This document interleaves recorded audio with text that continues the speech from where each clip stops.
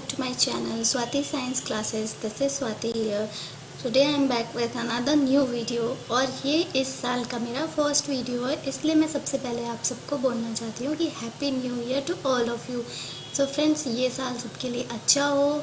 पिछला साल तो हमारा थोड़ा सा कोरोना की वजह से, कोविड की वजह से थोड़ा ख़राब गया। ये साल सबके लिए अच्छा हो, मैं यही कामना करती हूँ। और चलिए फ्रेंड्स, अपना ये वीडियो मैं स्टार्ट करती हूँ। Chapter number 8, wind, storms and cyclone. Wind मतलब होता है हवा, हवा को हम पवन भी कहते हैं, पवन। स्ट्रोम्स यानी कि तूफान, और साइक्लोन यानी कि चक्रवात। तो आगे बढ़ते हैं। Orissa was hit by a cyclone with wind speed of 200 km/h on 18 October 1999।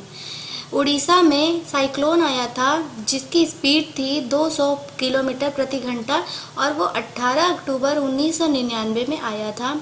The cyclone smashed 45,000 houses making 7 lakh people homeless. इस साइक्लोन के वजह से 45,000 घर खराब हो गए थे, टूट गए थे, बिखर गए थे, और 7 लाख लोग जो है वो होमलेस हो गए थे, बेघर हो गए थे 7 lakh people. On 29 October the same year, a second cyclone with wind speed of 260 km/h hit Odisha again।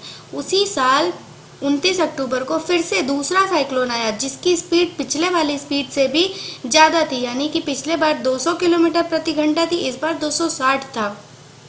और फिर से उड़ीसा तहस नहस हो गया उड़ीसा में इस साइक्लोन की वजह से। It has accompanied by water waves about 9 metre high. इसमें वाटर की जो वेव्स थी वो 9 मीटर ऊंचाई पे थी। Thousands of people lost their lives. बहुत सारे हज़ारों लोग अपनी ज़िंदगी से हाथ धो बैठे, ज़िंदगी उनकी ख़त्म हो गई। Property worth crores of rupees was destroyed. Property जो है करोड़ों करोड़ों रुपीज़ की प्रॉपर्टी ख़राब हो गई, ख़त्म हो गई। The cyclone affected agriculture, transport, communication and electricity supply. जो साइक्लोन था वो उसने ट्रांसपोर्ट को, एग्रीकल्चर को, कम्युनिकेशन और इलेक्ट्रिसिटी सप्लाई सबको उसने अफेक्ट किया था। बट वॉट आर साइक्लोन, लेकिन साइक्लोन होता क्या है? हाउ आर दे फॉर्म्ड, ये कैसे बनते हैं? Why are they so destructive, ये इतने खतरनाक, इतने भयानक क्यों होते हैं कि सब तहस नहस कर देते हैं? In this chapter we shall seek answers to some of these question. इसी तरह के क्वेश्चन के कुछ हम आंसर इस चैप्टर में बताएंगे आपको। We begin with some activities involving air. चलिए हम पहले एक्टिविटीज़ शुरू करते हैं जो कि एयर से जुड़ी हुई हैं। These activities will clarify some basic features concerning a cyclone। तो ये कुछ बेसिक फीचर्स आपके क्लियर कर देगी साइक्लोन से रिलेटेड जो होती है। Before we begin, remember that the moving air is called the wind। जब हम पहले शुरू करने से पहले हम ये जान लें कि चलती हुई जो हवा होती है वही विंड कहलाती है। नेक्स्ट है 8.1, एयर एक्सर्ट्स प्रेशर। एयर में दबाव होता है, एयर में प्रेशर होता है। Activity 8.1, you need to boil water in the following activity. इस एक्टिविटी में आपको पानी को गर्म करना है। Take a tin can with a lid. आपको एक टिन का कैन लेना और वो उसके साथ लिड होना चाहिए, उसके ऊपर ढक्कन होना चाहिए। Fill it approximately half with water. उसको आधे टिन को आपको भर लेना है पानी से। Heat the can on a candle flame till the water boils. और आपको इस कैन को कैंडल के फ्लेम पे गर्म करना है जब तक कि वाटर जो है वो बॉयल ना होने लगे। Let the water boil for a few minutes. और कुछ मिनट तक आपको उस वाटर को बॉयल होने देना है। Blow out the candle. उसके बाद कैंडल को बुझा देना है। Immediately put the lid tightly on the can. और जैसे ही आप मोमबत्ती को बुझाएंगे तुरंत ही टिन के कैन को ढक्कन से ढक देना है आपको। Be careful in handling the hot can जो है वो गर्म हो जाएगा, इसलिए आपको बहुत ध्यान से उसको पकड़ना है। Put the can carefully in a solo metallic vessel और ए वॉश बेसिन। या तो किसी वेसल वाले मेटेलिक के वेसल में डाल दीजिए उसको, कैन को, या तो फिर वॉश बेसिन में रख दीजिए। Pour fresh water over the can. उसके ऊपर आपको फ्रेश वाटर गिराना है कैन के ऊपर। What happens to the shape of the can. तो कैन के शेप में क्या होगा? Can you guess why the shape of the can gets destroyed. अब आप क्या गेस कर सकते हैं कि क्यों कैन का जो शेप है वो डिस्ट्रॉय हो गया? If you can not get a tin can take a soft plastic bottle. अगर आपको टिन का कैन नहीं मिल रहा है तो आप सॉफ्ट जो बिल्कुल मुलायम वाले प्लास्टिक के बॉटल आते हैं उनको ले लीजिए, उनके साथ भी आप ये एक्टिविटी कर सकते हैं। Fill it with hot water, empty the bottle and immediately cap it tightly. तो आपको क्या करना है, पहले उसको गर्म पानी उस बॉटल में भरना है, उसके बाद उस पानी को, गर्म वाले पानी को निकाल देना है और उसका टाइट से ढक्कन बंद कर देना है बॉटल का। Place the bottle under running water, उसके बाद उस बॉटल को भी रनिंग वाटर यानी कि टैप के वाटर के नीचे आपको रख देना है। ये देखिए ये एक्टिविटी का फिगर है, can with hot water being cooled. यहाँ पे हॉट है, यहाँ पे कूल्ड ठंडा हो रहा है और इसका शेप जो है वो चेंज हो गया। Recall now some of your experiences when you fly a kite, does the wind coming from your back help. जब आप पतंग उड़ाते हैं तो आपके पीछे से जो हवा आती है तो क्या वो आपको पतंग उड़ाने में सहायता करती है, हेल्प करती है? If you are in a boat, is it easier to row it if there is wind coming from behind you। अगर आप नाव में हैं तो अगर आपके पीछे से हवा आ रही है तो क्या आप नाव को आगे बढ़ा सकते, चला पाते हैं? Do you find it difficult to ride a bicycle against the direction of the wind? अगर आप बाईसाइकिल राइड कर रहे हैं, साइकिल चला रहे हैं और आपके सामने से या आपके पीछे से हवा आ रही हो, आपके पीछे से हवा आ रही हो तो क्या आप साइकिल आप चला पाएंगे? आपके पीछे से या आपके आगे से हवा आएगी तो आपको साइकिल चलाने में थोड़ी दिक्कत होगी। You know that we have to fill air into the bicycle tube to keep it tight. आपको ये पता है कि जब हम बाईसाइकिल जो हम चलाते हैं उसके ट्यूब में हवा भरते हैं ताकि ट्यूब टाइट रहे। Also you know that a bicycle tube over filled with air may burst. अगर आप ये भी जानते हैं कि अगर आप बाईसाइकिल के ट्यूब में ज़्यादा हवा भर देंगे तो वो फट सकता है tyre, tube. What is the air doing inside the tube? Tube के अंदर हवा क्या करती है? Discuss with your friends how the air in the bicycle tube keeps it in shape। आपको अपने फ्रेंड्स के साथ डिस्कस करना है कि जो ट्यूब में एयर होती है वो उसको शेप में कैसे रखती है। All these experiences show that the air exerts pressure। ये सारा एक्सपीरियंस ये दिखा रहा है कि एयर के अंदर प्रेशर होता है। It is due to this pressure that the leaves of trees, banners or flags flutter when the wind is blowing।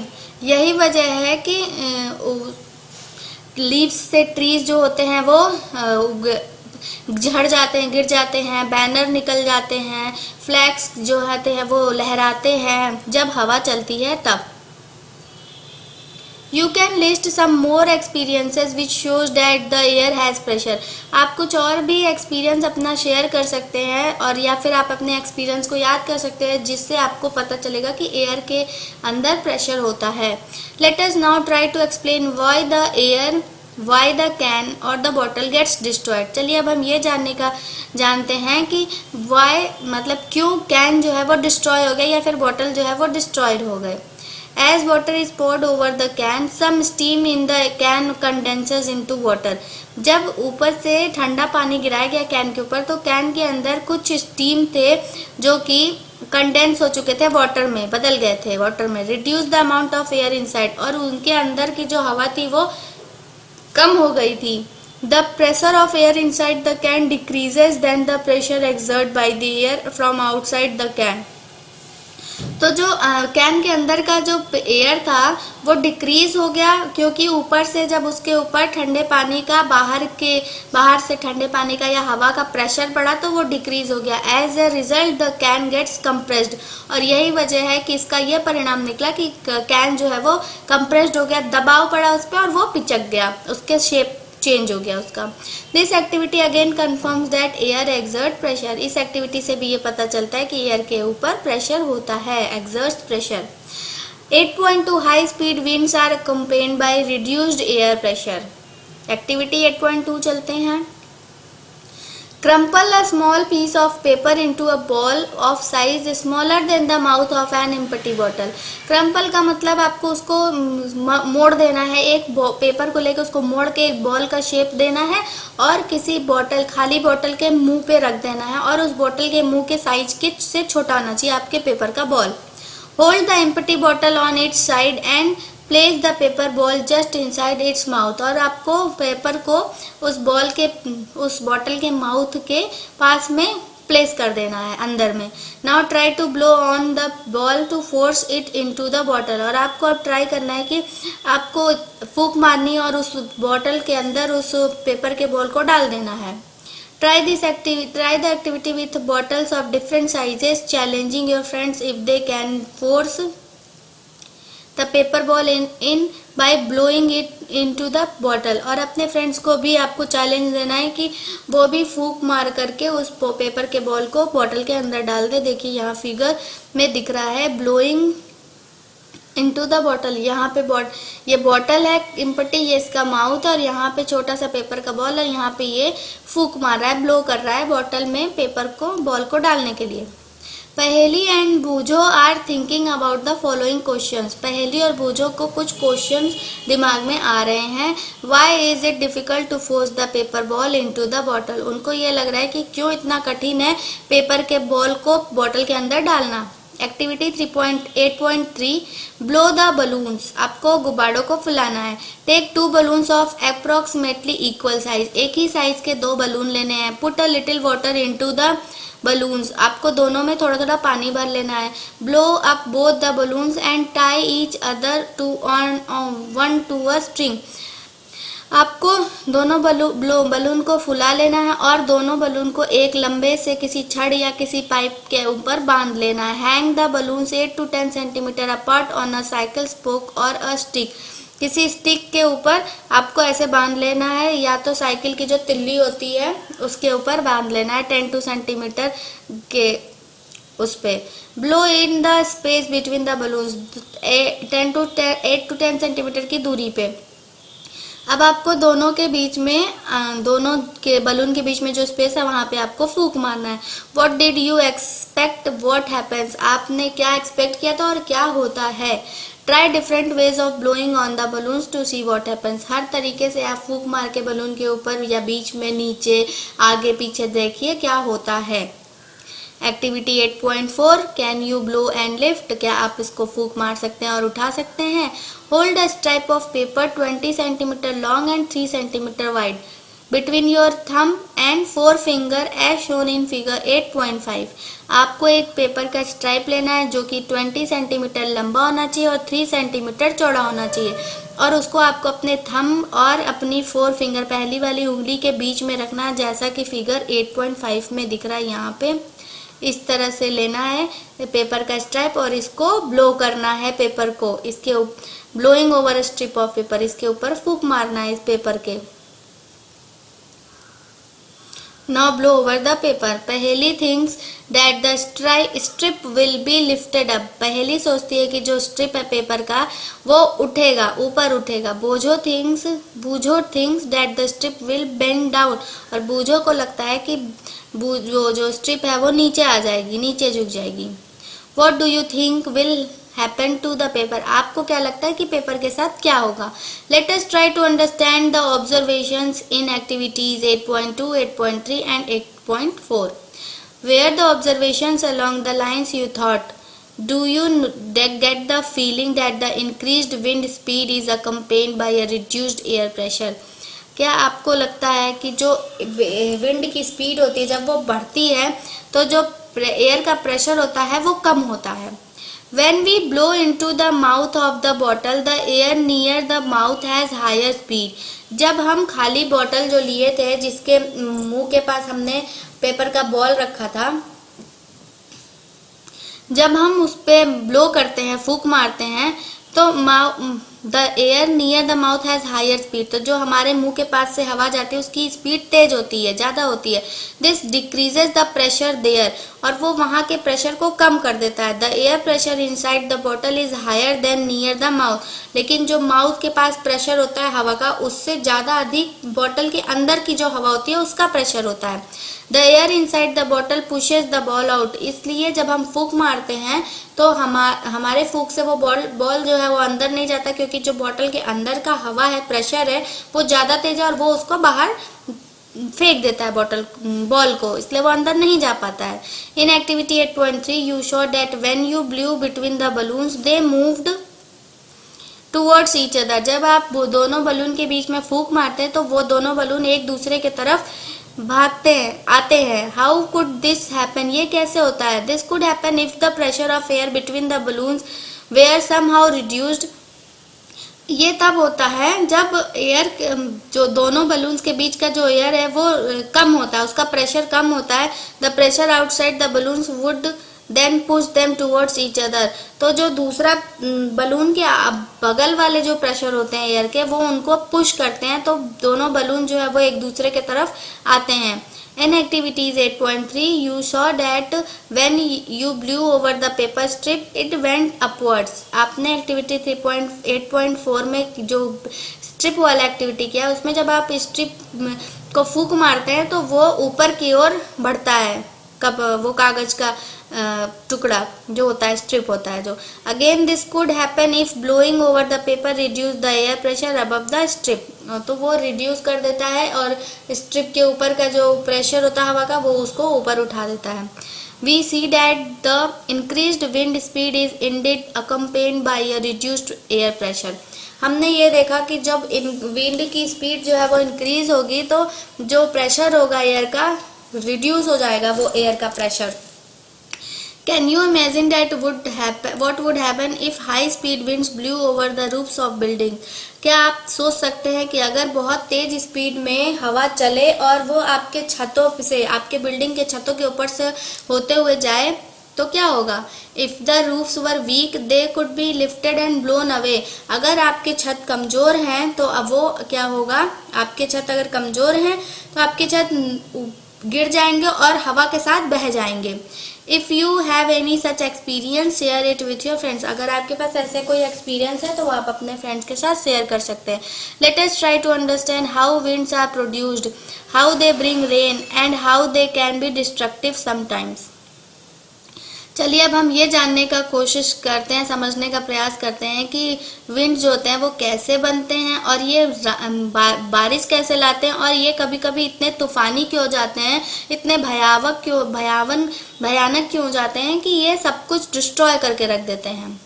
You already know that when air moves it is called wind. आपको ये पहले से पता है कि जब हवा चलती है तो वो विंड कहलाती है। Air moves from the region where the air pressure is high to the region where the pressure is low. Air जो है वो ऐसे बहती है कि जहाँ से जब वो बहती है वहाँ पे प्रेशर जो होता है वो हाई होता है और उधर बहती है जिधर प्रेशर लो होता है, उस रीजन में बहती है। The greater the difference in pressure that faster the air moves. जितना डिफरेंस होगा उनके प्रेशर में, जितना ज़्यादा होगा, ग्रेटर होगा डिफरेंस प्रेशर में, उतना ही तेज हवा बहेगी। But how are the pressure differences created in nature. लेकिन जो प्रेशर डिफरेंस कैसे क्रिएट होता है नेचर में? Is the difference in temperature involve. क्या डिफरेंस जो होता है टेम्परेचर में वो भी इसमें इन्वॉल्व है? The following activities will help you to understand this. ये सारी जो एक्टिविटीज है ये आपको इसमें अंडरस्टैंड करने में, समझने में हेल्प करेगी। Activity 8.3 air expands on heating. Air जो है वो फैलता है, बढ़ता है जब उस गर्म होता है। तो चलिए बढ़ते हैं एक्टिविटी 8.5। ये पॉइंट है 8.3। Take a boiling tube, stretch a balloon tightly over the neck of the tube. आपको एक बॉइलिंग ट्यूब लेना है और उसमें आपको उसके मुंह पे, उसके नेक पे बलून को टाइट से बांध देना है। You can use a tape to make it tight. आप एक टेप का भी इस्तेमाल कर सकते हैं टाइट बांधने के लिए। pour some water in hot water in a beaker। आपको एक बीकर लेना, उसमें गर्म पानी डालना है। insert the boiling tube with the balloon in the hot water। अब आपको वो ट्यूब को, बॉइलिंग ट्यूब को बलून के साथ उस हॉट वाटर में डाल देना है। Observe for 2-3 minutes for any change in shape for the balloon of the balloon. अब आपको 2-3 मिनट तक ध्यान देना है और देखना है कि बलून के शेप में कोई चेंज आ रहा है। Take the tube out, let it cool down to the room temperature. उसके बाद आपको ट्यूब बाहर निकाल लेना और उसको रूम टेम्परेचर पर कूल डाउन होने देना, ठंडा होने देना। Take some ice cold water in another beaker and place the tube with the balloon in cold water for 2-3 minutes.